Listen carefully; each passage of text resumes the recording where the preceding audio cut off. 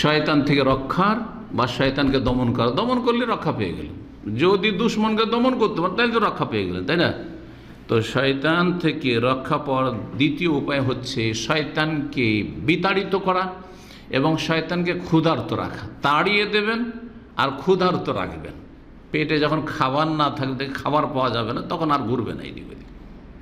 জি, কুকুর বিড়াল দেখেছেন তো, যে খেতে দেয় তার পাশে ঘোরাঘুরি করে, আর যদি খেতে না দেন, এসে যে খাওয়া দাওয়া করলেন আর কিচ্ছু দিলেন না, আর আপনার আশেপাশে যাবে না, ও চিনে নিয়েছে যে কৃপণ আছে, ঠিক না? এই মর্মে হাদিস সহিহ মুসলিমে রয়েছে 3762 নম্বর। নবী সাল্লাল্লাহু আলাইহি ওয়াসাল্লাম ইযা দাখালা রাজুলু বাইতাহু, যখন কোনো মানুষ বাড়িতে প্রবেশ করে, ফাযাকার আল্লাহ, আল্লাহর জিকির আজকার করে, বিসমিল্লাহ, দরজা খুললেন, কি বললেন? বিসমিল্লাহ। ইনদা দুখুলি, প্রবেশের সময়, ওয়া ইনদা তামি, খেতে বসলো, বিসমিল্লাহ।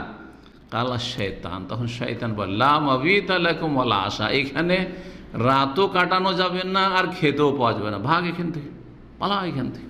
জি, আল্লাহু আকবার। সুতরাং সতর্ক, সাবধান।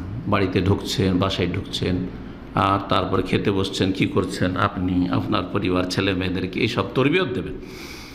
খেতে বসে যদি জিকির আজকার না করেন, অথবা আপনি বিসমিল্লাহ পড়লেন কিন্তু আপনার সাথে আপনার ছেলে মেয়েরা খাচ্ছে, তারা কিন্তু বিসমিল্লাহ পড়লো না, অনেকে কিন্তু খেয়াল করেন না, তাহলে আপনার খাবার খেয়ে ওর মাধ্যমে, যে বিসমিল্লাহ পড়ল না, ওর মাধ্যমে ওই জিন শয়তান হালাল করে নেবে, হালাল করে নেবে, ওই চান্স নেবে কিন্তু।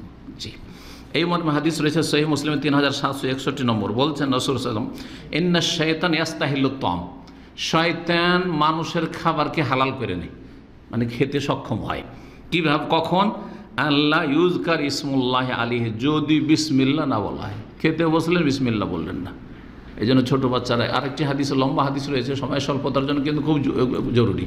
নবী সাল্লাল্লাহু আলাইহি ওয়াসাল্লাম একবার খেতে বসেছেন, হ্যাঁ, সাহাবা কেরামদের সাথে। এটি ছোট্ট বালিকা দৌড় দিয়ে সে হাত দিয়েছে, একবার ধাই করে হাত দিয়েছে, তা আদরি করে খাবে।